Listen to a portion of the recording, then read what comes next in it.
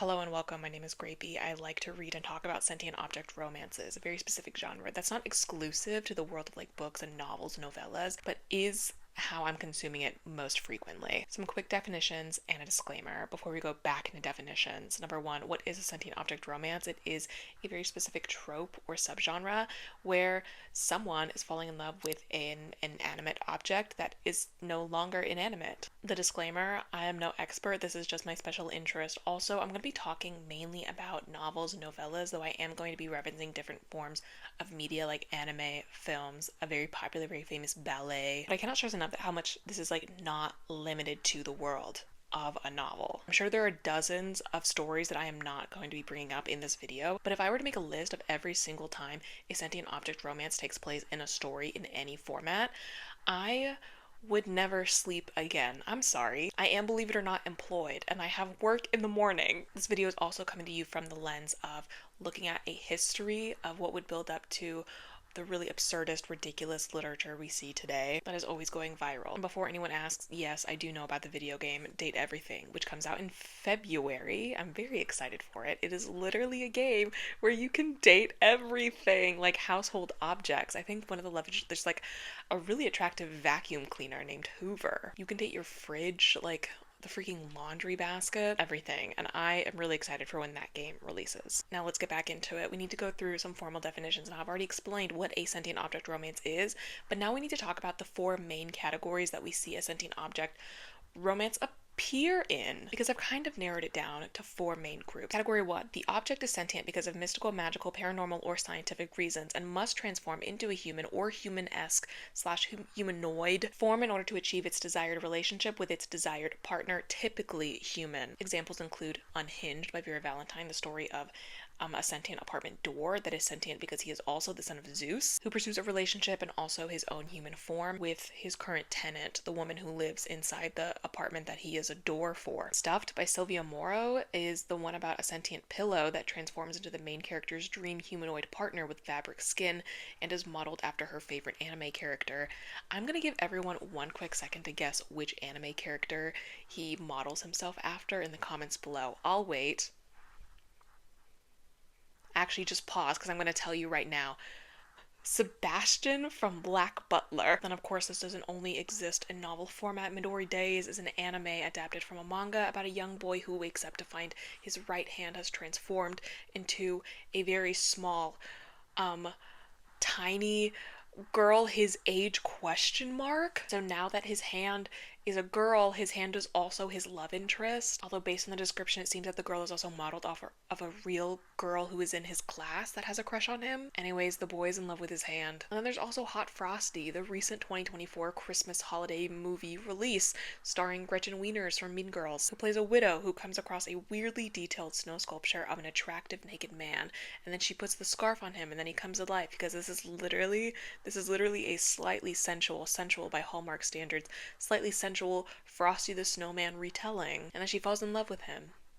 Because it's Christmas. And then we get into category 2. The sentient object is actually a person or person-adjacent entity that transforms from their original form into a sentient object form, either consensually or non-consensually, typically due to a curse or being a special shifter. The Yarn and Monster series by Sabrina Cross is 4 books exploring the physical and romantic relationships of 4 different women in one friend group who accidentally sold their souls to the devil unless they can find their soulmates within a year. All 4 women are provided lust demons, but they have to inhabit an object of their choosing, and so one of them, the woman in the first book, is a crochet artist, makes custom plushies of like different like characters and creatures for all of them for the demons to inhabit. However, twist, all of the women end up falling in love with their demons that are in these plushy bodies. Stiff by Thea Mason, the story of a man cursed to be a dildo for his crimes of never once giving pleasure to a woman, but always prioritizing his own, falling in love with a historian in the modern day. And then there's Totally Frosted and Totally Dusted by Zoe Indiana, the last 2 installments in her shifter speed dating series. 2 separate shifters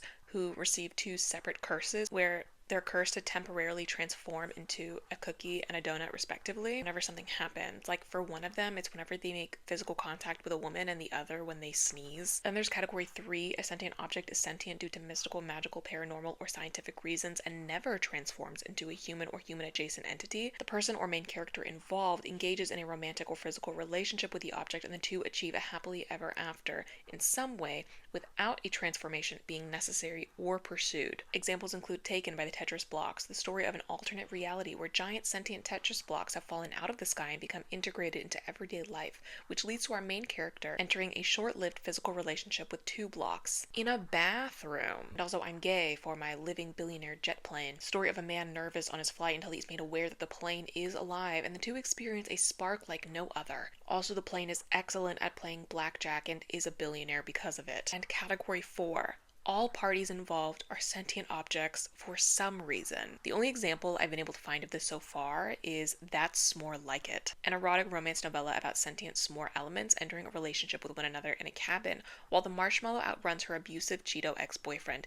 Yes, I know the marshmallow looks like the graham cracker in the chocolate bar's child. She is weirdly small and petite on the cover. It's very unsettling. But no, she is a consenting adult. Now, where does this all come from? Why do we have this? Well, one of the oldest example of sentient object romance across storytelling and pop culture is in Ovid's Metamorphoses, a Latin poem told in 15 books and considered to be Ovid's magnum opus as he explores the history of the world through 250 myths. Book 10 of Metamorphoses is significant to this discussion, but is also just very interesting in general. It's a book that begins with the story of Orpheus and Eurydice, the story of a young poet who travels down to the underworld to bring back his great love and is given the opportunity to walk the soul of his love, Eurydice, back to the land of the living, but only once, and only if he can do so without turning around to look at her before they've both reached the surface. Orpheus very famously fails this task and loses Eurydice again, and also forever this time. Ovid's version of the myth places immense focus and emphasis on Orpheus as a creative. And Orpheus sings a song in the underworld about his love for Eurydice and the depth of their tragedy, and the song is so moving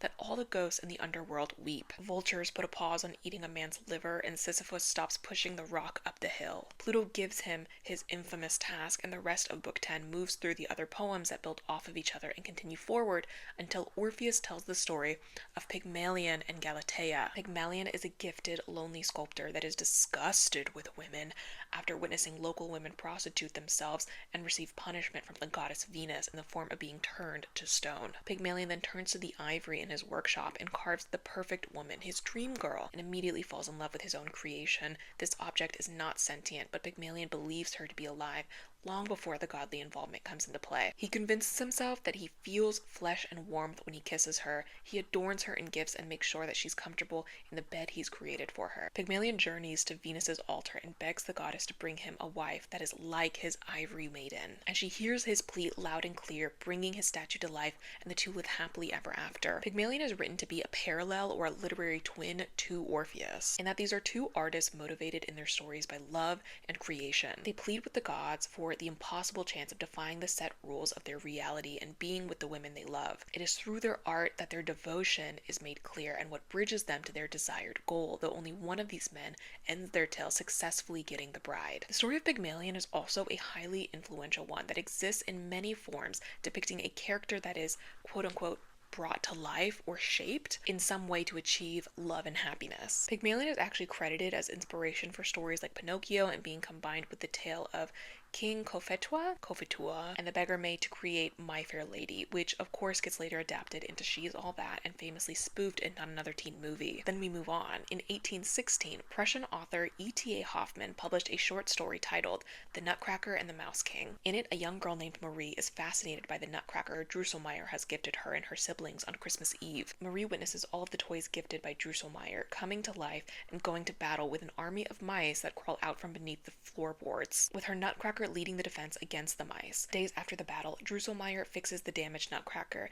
and tells Marie the story of Princess Perlipet and Madame Mouserings, the Queen of Mice. A bizarre history of events in which this all begins with Madame Mouserings tricking Perlipet's mother into letting Mouserings and her children eat all of the lard that was supposed to be used for the sausage the king was going to eat for dinner. So as an act of revenge, the king hired Drosselmeyer to set traps for the Mouse Queen and all her children, murdering many mouse children. Madame mouse rings retaliates by magically turning Perlepet ugly. And then the king blames Drusselmeyer, giving Drusselmeyer like a month to find a cure. And he does because his friend is the court astrologer and the cure is in Perlepet's horoscope. The only way to cure her was to have her eat the nut Krakatuk, an impossible nut to crack, which must be cracked and handed to her by a man who has never been shaved nor worn boots since birth. He must also, without opening his eyes, hand her the kernel and take 7 steps backwards without stumbling. Perlepet's hand in marriage is promised to any man who can fulfill the qualifications and break the curse, and it takes years, but Drusselmeyer's cousin turns out to be the only one who fits the description and can break the impossibly difficult to crack nut. But on the 7th step backwards, he falls into one of the Mouse Queen's traps, and he is transformed into an ugly nutcracker. Perlepet is disgusted. He's so ugly now, and so she not only rejects him, but banishes him from the castle? Bitch! Justice for the Mouse Queen. This family deserves to have all of their lard eaten. And while Marie's hearing this, she's like literally on the same page as me because what is your problem? Stay ugly forever in your corrupt, lardless kingdom. Later, with some assistance from Marie, the Nutcracker is able to kill the Mouse King, the current mouse monarch, because it's been years since the events of the beginning of this beef, and the current king is one of the few surviving mouse children and continues to wreak havoc, threatening Marie's dolls and shaking her down for sweets. It was after the Mouse King is defeated and the Nutcracker is back to being an inanimate object, Marie tells the Nutcracker on the shelf that if he were real, she would never treat him like Perlepet did. She would love him no matter what he looked like. There's a bang. Marie faints. When she wakes up, her mother is telling her that Drusselmeyer's nephew is visiting. It's the Nutcracker. Marie broke his curse by promising to love him no matter what his appearance was. He asks for her hand in marriage and she accepts, and a year and a day later, he takes her off.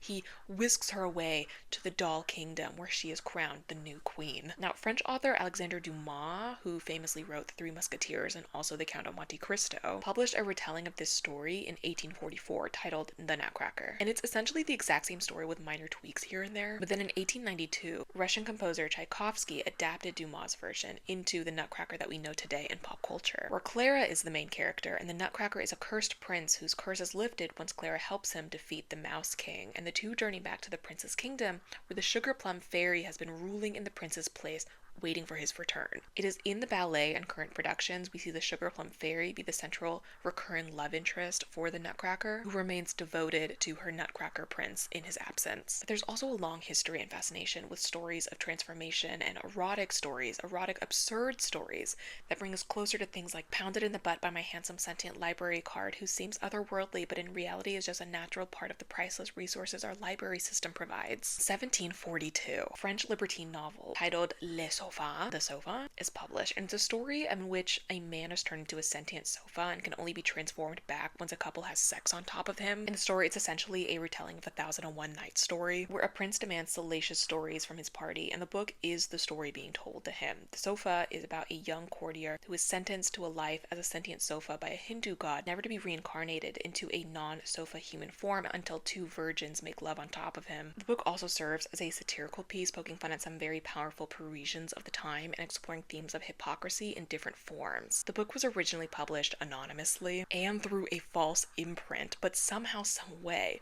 the man was caught and punished. He was exiled from Paris for 3 months. Then he was allowed to come back, and his exile was lifted because he told them that he was forced to write and publish the work against his will by Frederick II of Prussia, the drama. But then just a couple years later, in 1748, we have books like Les Bijoux Indiscrets, Indiscreet Jewels. I've never attempted French a day in my life. Let's just make that clear. Anyways, this book is published by Denis Diderot. The novel written as a way to make as much money as possible in the shortest amount of time, a trend we still see today on Amazon in Kindle Unlimited. Diderot's wife had just given birth and his mistress was making like a bunch of financial demands, so money was tight. This was originally published anonymously due to the main character being an unflattering allegory for King Louis XV of France and his official mistress, Madame de Pompadour. The story follows this fictional sultan after discovering a ring that when pointed at women's genitalia gives the region enough sentience to voice their own sexual desires and personal histories. It also allows the sultan to be invisible so he can watch people get freaky while they don't know he's in the room. And it's Diderot's most published work despite also requiring secrecy in its publication and distribution. Across the past decade, this niche subgenre has thrived in novel form in the lawless land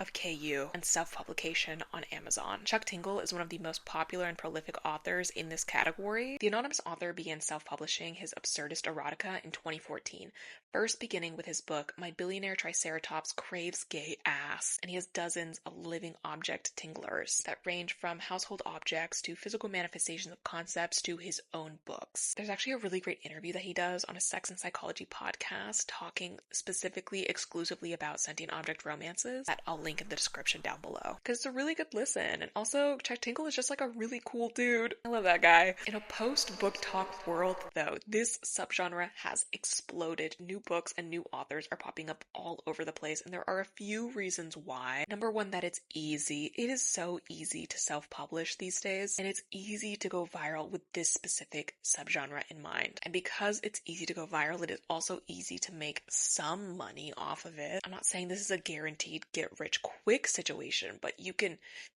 make a few dollars off of this. And unfortunately, for quite a few of them, it shows. It's a genre that has a very low standard of expected quality attached to it. Nobody's expecting any of these books to be well written or well constructed in any way, but it's easy because someone will always read it.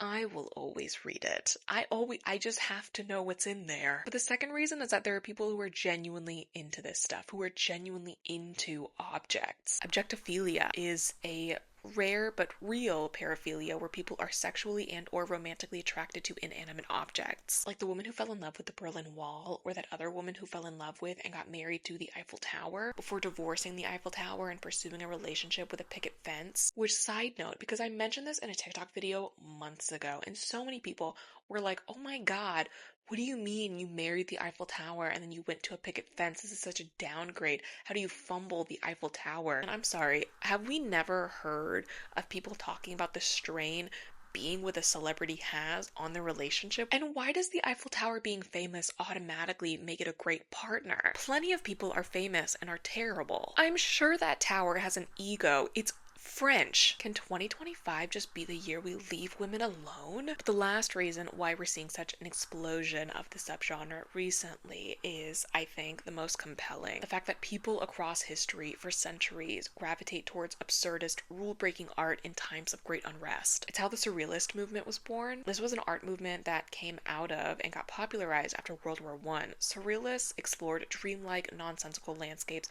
riddled with metaphor and out-of-place imagery. Reality was too much, too ugly, and so artists turned to the bizarre and fantastical. But even before that, before Surrealism, we had Dada, and that was really just a couple years prior. Dadaism was an anti-establishment, anti-war art movement that was a social and political response to the times. Because the world was devolving into a violent state of chaos, it felt pointless to abide by strict rules for creating art. And so we had the highly controversial movement of artists submitting pipes to art shows and calling it God. We had photo shoots in drag, really experimental collage art, and so much. Anything and everything could be and was art as long as you said it was, and that was all you needed. And it was always, from conception onward, political. And people hated them. People hated them so much, and people still hate them.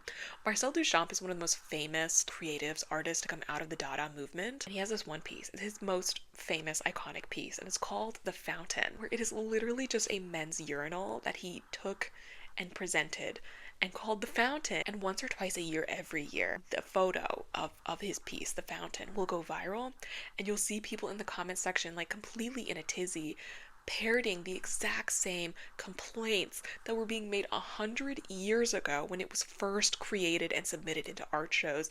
I can't believe what we're calling this art. I can't believe this is considered art.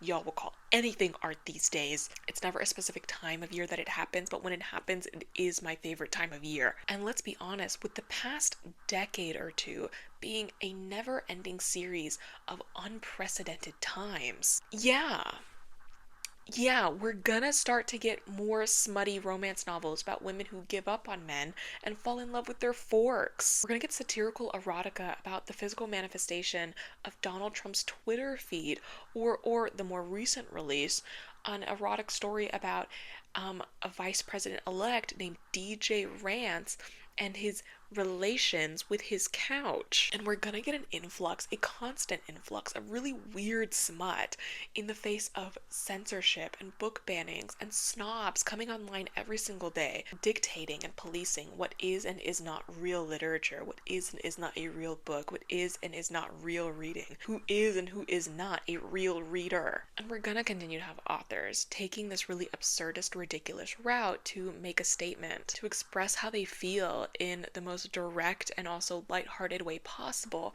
like not pounded by the physical manifestation of someone else's doubt in my place on the autism spectrum, because denying someone's personal journey and identity like that is incredibly rude, so no thanks. Is the existence of books about women banging creatures made of groceries they just bought a sign of the end times?